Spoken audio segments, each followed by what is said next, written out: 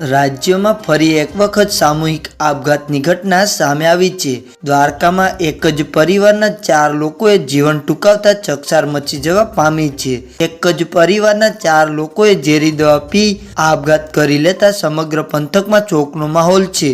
આ ઘટના ભાણવડના ધારાગઢ ગામની છે, જ્યારે સમગ્ર ઘટનાની જાણ થતાં પોલીસ તપાસ શરૂ કરી છે। ભાણવડ તાલુકાના ધારાગઢ ગામે એક જ પરિવારના 4 લોકોએ મોતની ઘટના સામે આવી છે। એક જ પરિવારના 4 લોકોના મોતથી આસપાસના વિસ્તારમાં ચોકનો માહોલ છે। ઘટનાને પગલે ભાણવડ પોલીસ ઘટના સ્થળે પહોંચી છે અને સમગ્ર મામલે તપાસ કરી રહી છે, જ્યારે પરિવારજનોના મૃતદેહને ભાણવડ હોસ્પિટલ ખાતે લઈ જવાયા છે।